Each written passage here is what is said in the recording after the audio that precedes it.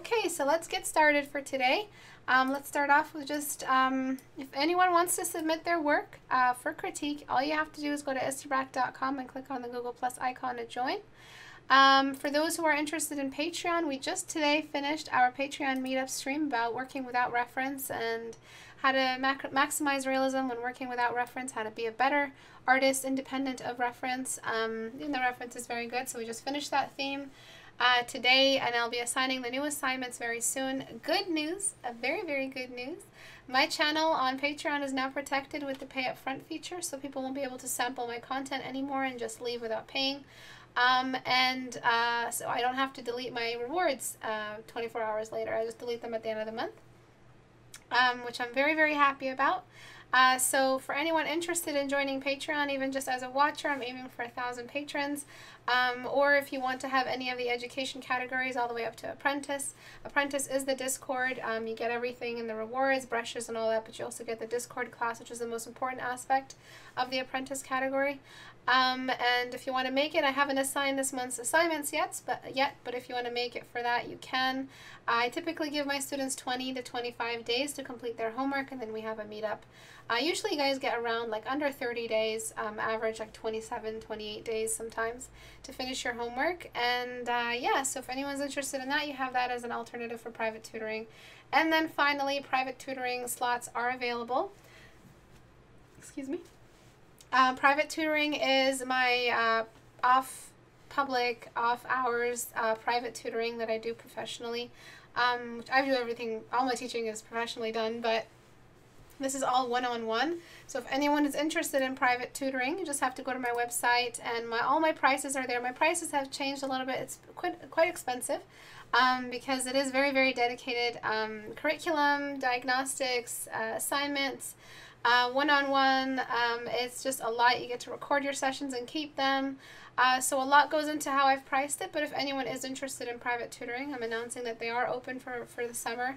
I'm not sure how much will be open. Again, I'm just assigning it, I'm announcing it so that it's out there. But those who are currently running might decide to pre-book, and you might end up on a waiting list. So if you're okay with a waiting list, there might not be one, there might be a possibility of a waiting list, and you're interested, you can sign up. Even for the fall, you can sign up all the way this early. A lot of students sign up for the fall, just depending on when their school is done. If they have, a lot of people sign up in the summer. So if anyone is interested in that, that is also available. And that's it. So let's get started for today. What are we looking at? So one of the biggest problems in this piece is, it's not a problem, I love what you're doing, but the texture brush that you used everywhere is the same size. So use the same size brush for the water as you use for the rock, which has kind of made it like difficult to figure out what is what. Is this muck? Is this soil? Is it water? It should be water. It should be a little bit more reflective. You should have a little bit more contrast in there. The darkest dark that he has is not the darkest dark everywhere. So when we're talking about an object with a very, very dim light source, everything should be nearly as dark as that object. Why is the object a different color and darkness level than everything else? So the exact color of the object is what I'm using right now on the environment. The exact color. And this is how you would make this look right, because there's no reason why he should be a darker color. If you didn't want to use that, you got to go back and use this value and lighten him, because his darkest dark should be the room's darkest dark, or similar to his value when he's just only has some brightness on him, should be similar to the room's, because at this point he is a part of the room. So if the room is so dark, the object becomes a prop within the room. They don't just kind of do their own thing just because they are object. You guys have to remember that the object is an extension of the environment. Write that back to me. So the object number 2 or object number 1 will always be the room, but focal point will always be the extension of an environment. It would always be in an environment study, not in a portrait. And that's because if you remember that they are part of the same exact setup, they're part of the room, they're part of the shadows, they're part of the reflections, then you'll remember that, yeah, okay, so it makes sense that his values have to reflect whatever's possible in the room. The light environment has to reflect him. So now I'm kind of using like a softer brush for his reflection and a bit of a softer brush for the shadow. So when I say the object is an extension of the environment, what does that mean to you? What is another way to describe it? I'm going to bring in some extra little light here. A little bit of light floating back up on the water. Okay, so light needs a little bit of character. And light really shines, so to speak, when you dim the area around. So this is nice and dim. Then you have the rocks. Again, the rocks don't really have much form to them. So I'm just going to give the rocks some light on them, just like that. It's a bit too strong.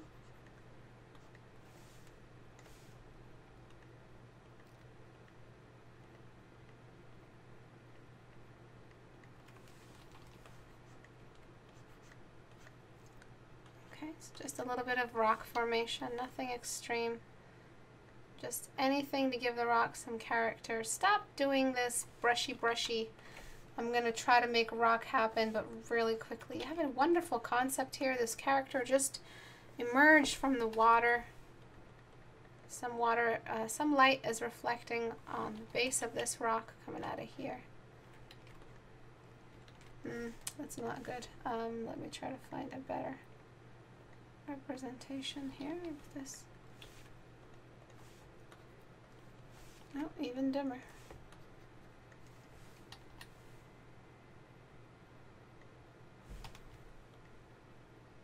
Trying to figure out which rock I want to have. Just some really basic stuff.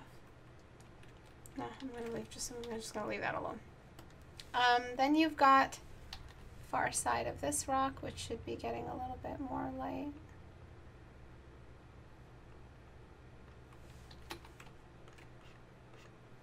Just at the top. Actually, let me do the top first. It's all just a really simple form study. Just like so.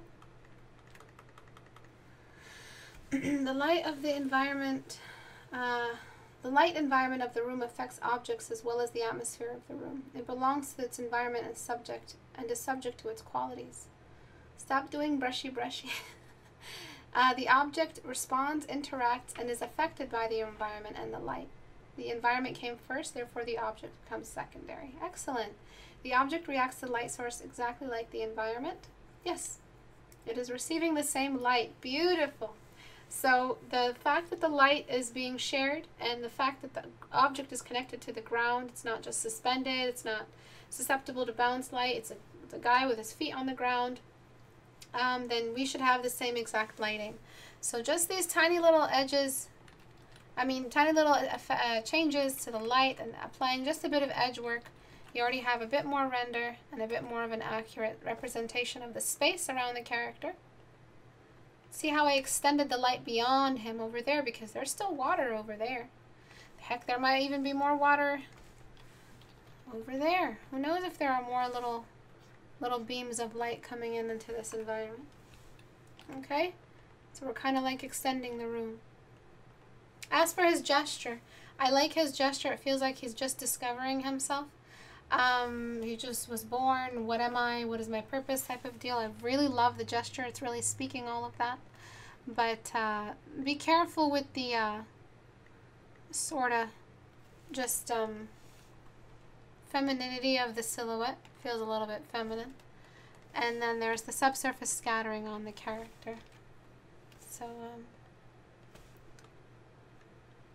maybe you might want a little bit just there and there. There might be a bit of shine on his head. Just a bit more shine. This is just dodge tool bleeding over the edge, but you might want to go in there and think about how much shine you want. Okay? Yeah, the second beam is really cool. I don't want to mess around with it just now because I would have to desaturate and all that, but I'm just working off what you did. Alright, so flatten image. But I encourage you to try some more. Try to put in some more rock structures. I like this. It's a really, really cool concept. Very simple. You might want to use some of the bounce light here to reveal some of his face or something like that. Maybe some particles or some magical element that'll reveal him for us. Okay, so this is a this is okay. It was saving. Okay, so for this piece, you've got a really, really white background, but you've got very, very undefined foreground. Very undefined. So I'm just going to give the foreground some definition.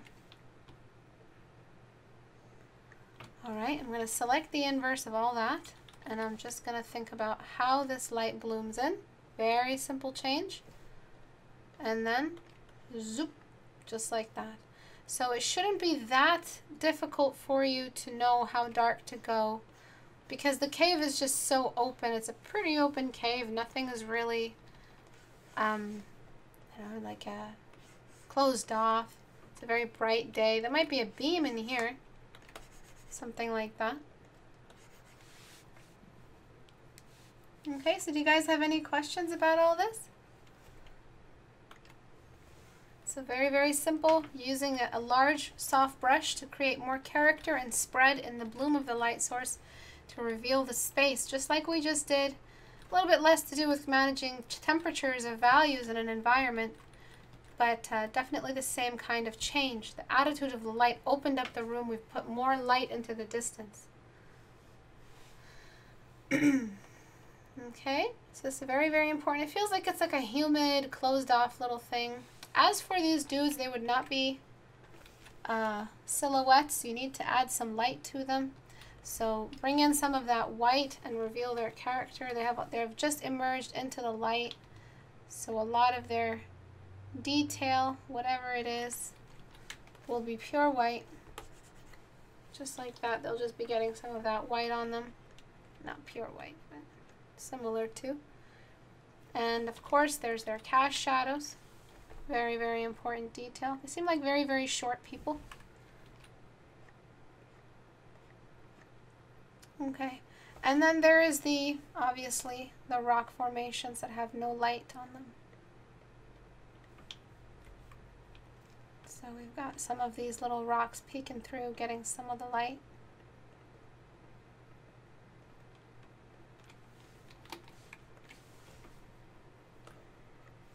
Just like that, something very, very simple. Okay, oh, he's snoring again.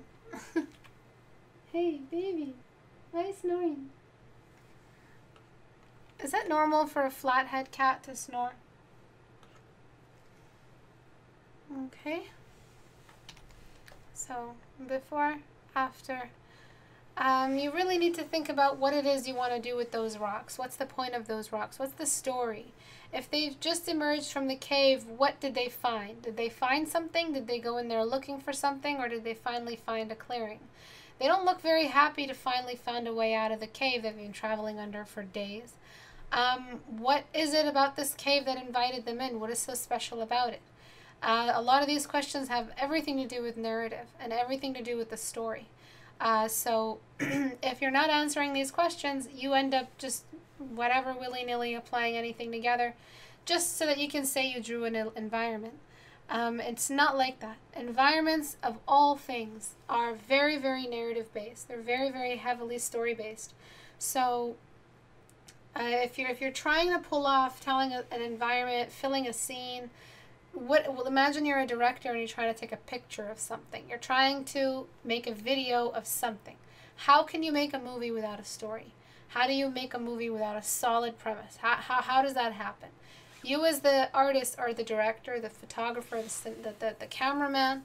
You are the screenwriter. You are everything to do with the development of this particular scene and its atmosphere and the story it's telling.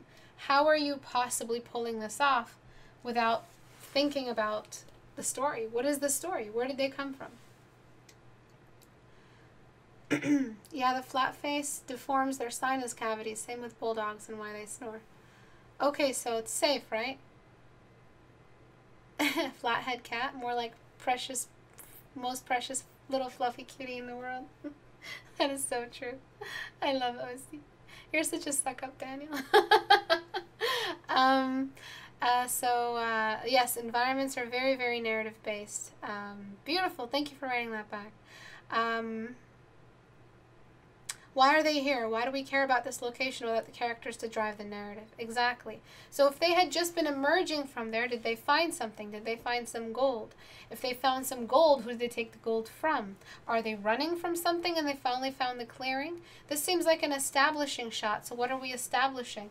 Are there houses in here? Are they being pursued by some kind of rat-like animal, just like kind of crouching, watching them, wearing a hood and with a staff? And its little rat feet, and it's got its little rat ears, sort of, and it's got its little rat nose and little rat whiskers. Why do I sound like a boy? And its rat tail. Okay, is it watching them? What happened that you know, that we need to be notified about? What's going on? So this would be a perfect setup for this character here. And I'm just going to accept and then filter, a blur, a Gaussian blur. Okay, so what's going on that this character here is watching them? What about this clearing is so important? How about in the distance? Is there anything else that they could be aiming for? Maybe some other rocks in the distance, some other stuff that might be intriguing. Okay, so just keep filling up the room. Just tiny little additions, and we've already done so much for the illustration. So the story enables you to improve the painting. The story is the... How do I say this right? How do I say it exactly like I'm thinking? The story guides your... A story can't guide a story. I'm not sure how to say it. But a story is what it is you're drawing. A story is why you ever started drawing.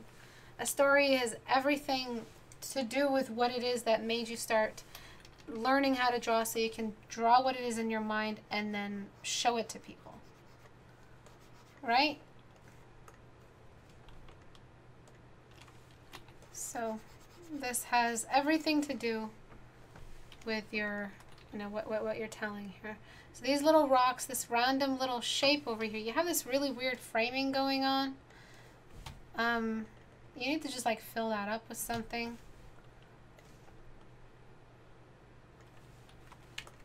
Because you had like a bit too much framing, and I'm not sure what you were going for with that.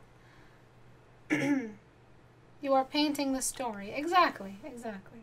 So before, after, we got a middle ground, we got a background, we got a foreground. Before you didn't have much of that.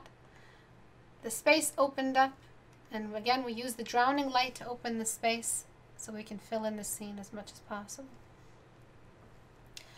For these two, these are mostly character designs. For this one, I don't have much to say about it. It's a little too clean for my taste. You've got a perfectly orange background. You really haven't tried to apply a new color. So if this is some kind of garden that he's in, very sci-fi, futuristic garden that gardens some kind of ether or something, I don't know, just thinking like story, then I think we would have a bit more of a color change. So there we go. So I'm shifting from orange to yellow at the most hottest points, and I'm kind of just trying to create that bloom. And now I'm going to go back and try to establish his cast shadow a little bit better.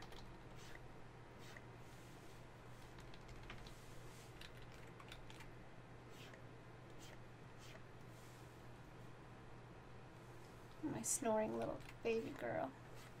Okay, so we've added that yellow, we've shifted things over, and then I'm going to shift that red back upwards so that we have, you know, less monochromatic, because that's just boring and lazy.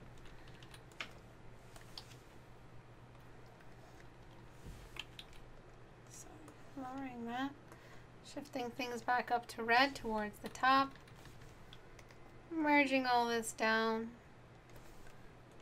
Bringing in that fiery orange at the very height of his hair. Just wherever he has more subsurface going on. Sue.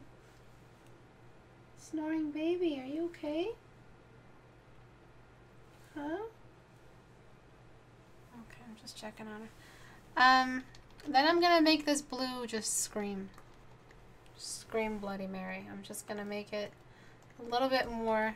If it's gonna be there, it's gotta play a role, because this seems to be the only other color you have in here. So I'm just gonna make it shine a little bit. Not color dodge. So I'm gonna start off with that. That seems to be the focal point. And then his little thing over there.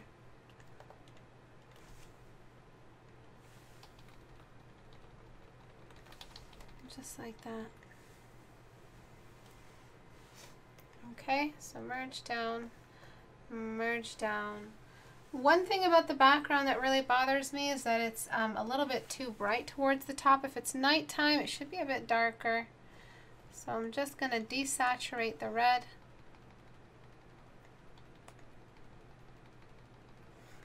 And then darken. So that feels a little bit more realistic. Burn on shadows.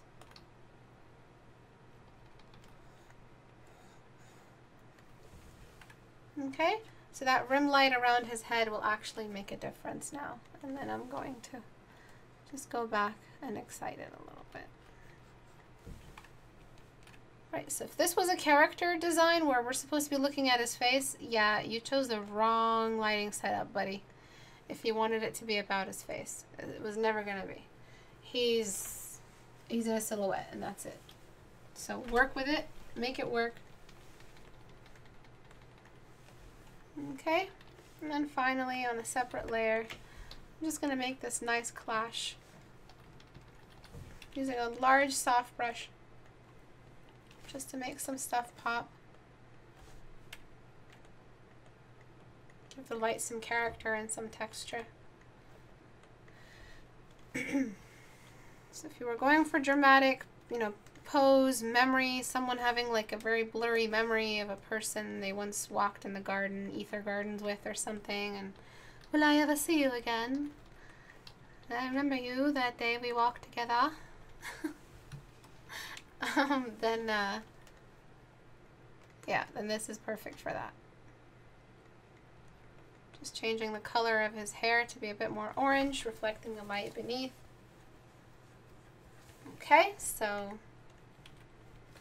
I swear to God, if one more person says yes, queen, I'm gonna kick your ass. Don't fucking say yes, queen, to me anymore.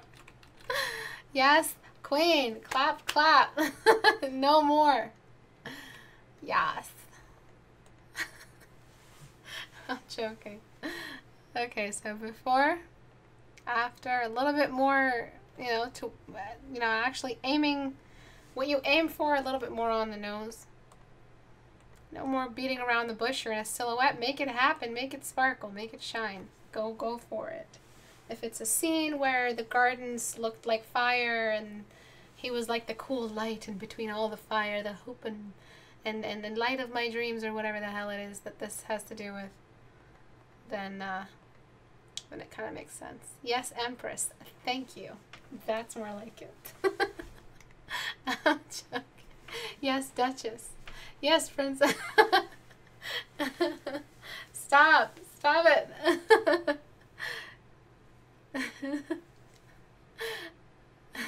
Okay, guys, focus on the lesson. All right. Next up, we have the satyr. I'm just gonna wait for this to save. I think those are PNGs that I'm getting. Yes, they are. Thank you. I'm happy the before and afters are entertaining.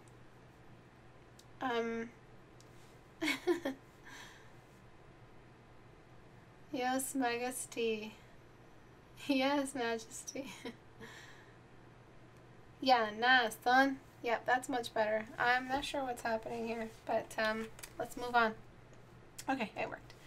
So what you have here is a character who you're trying to show off as a sword-wielding, shield-wielding MMA fighter, satyr, king of the world, gladiator, just hot stuff. But you've pretty much put him on the body of a boy, like a 14, 12-year-old boy. Excessive, just representation of the ribs, of the abs, and a very baby-like face. So I know you're going for satire, but you need to give this guy some bulk. Unless that is made out of styrofoam and it's some sort of burlesque show and the armor doesn't really weigh what armor weighs, you need to add some mass. He needs to take some protein shakes.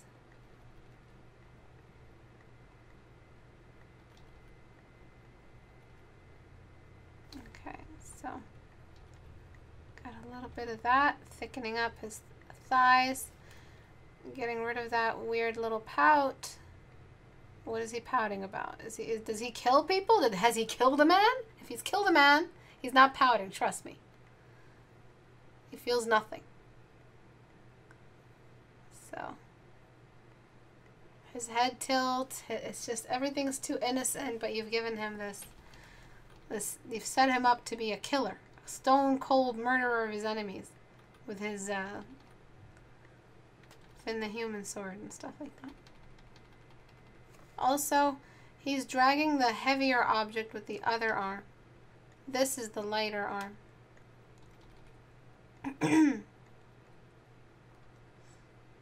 Gonna thicken his jawline a little bit, thicken his neck up. I really can't take him seriously with those ears, so I'm just gonna shrink them. You can still keep all of the stuff that you need, but not everybody has a big ear. There can be the male characters who have a bit of a smaller ear. And then finally, the most important change for today is the head size. That goes down. Okay, now his body got bigger. He actually looks like a badass. He looks like a knight. He no longer has the body of a prepubescent boy. All right, because I wasn't taking this seriously. That tiny little waist, no. All right. Satyrs are short too as well, so yeah. And then you've got that sunlight color, the grass being so green. Why is this all possible? So the light environment value that you choose for this character design, it should be a bit brighter.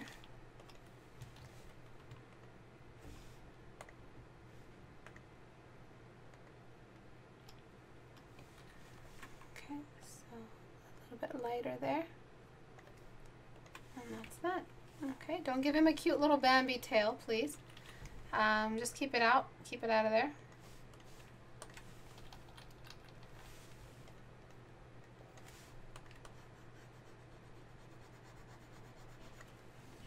Okay, so I hope this was helpful. See how big the head was? How thin the shoulders were? And then you gave him that feminine body type? I mean, yeah. Okay.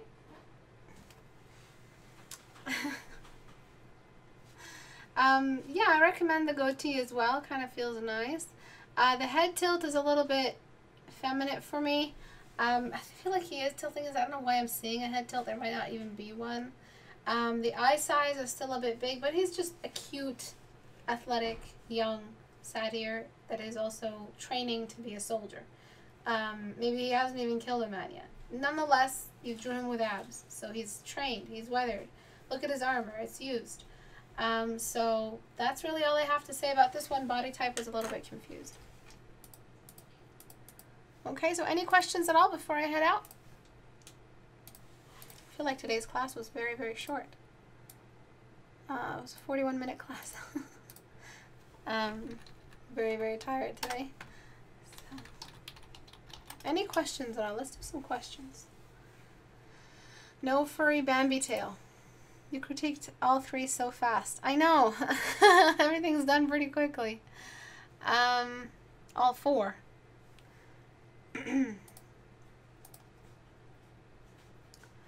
How do you hide selection edge? Control H.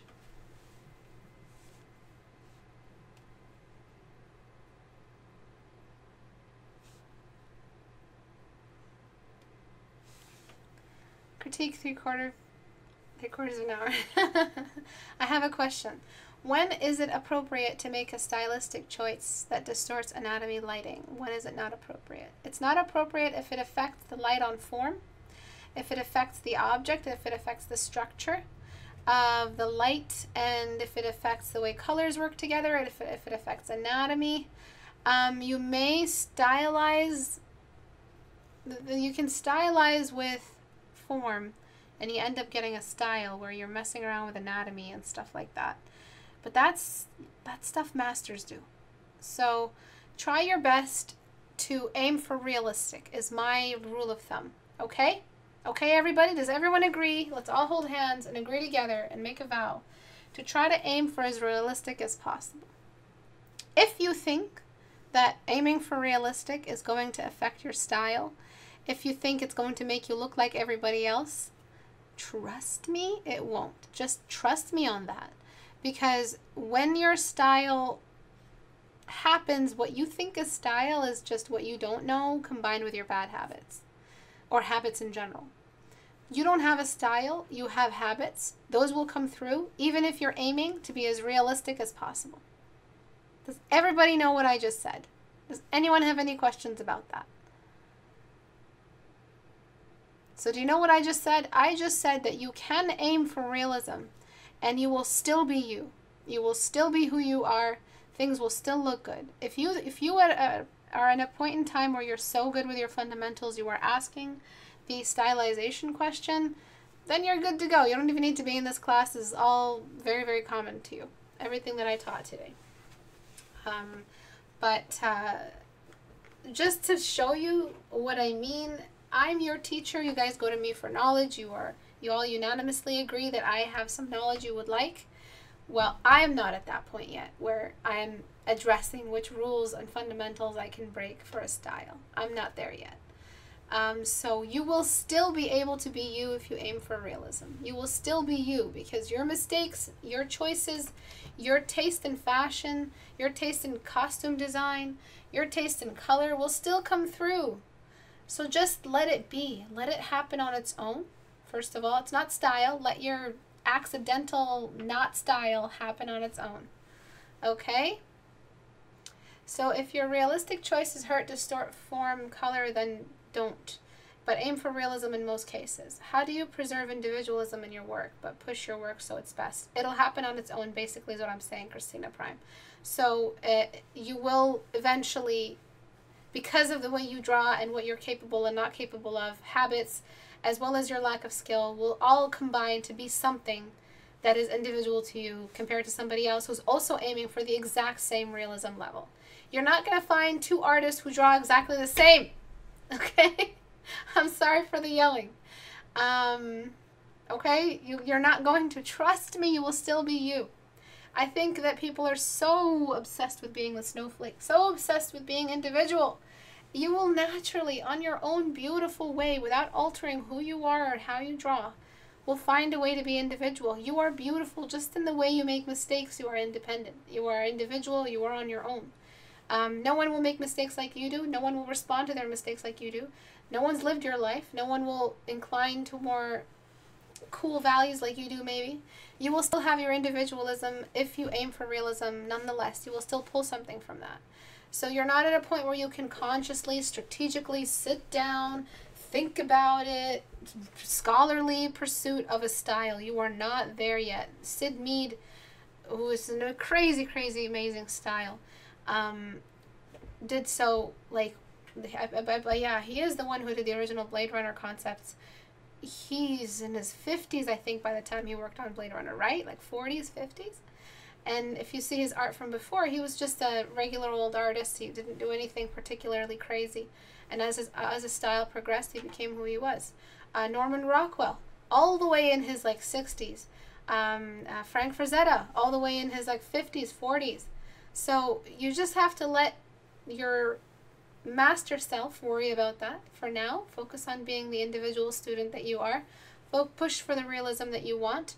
As much realism as you can handle, as much realism as you can process in your studies, and we'll see what happens from there, okay? Because something will happen. Can I show you my cat? She's just sleeping right now on her little perch beside me. No, I can't show her because that's too complicated to turn it on. I will let you guys go. Thank you everyone for watching. I'll see you guys on Tuesday the 12th. To join my class, you just have to go to istebrak.com. If you're interested in supporting me in what I do, if you're interested in the equivalent of the private tutoring as an apprentice, please you feel free to join as an apprentice or just as a watcher to help support the channel. To submit your work for critique, click on the little Google Plus icon here on my website and submit your work. Make sure to read the rules, submit to the right category. I will see you guys on Tuesday. Bye guys.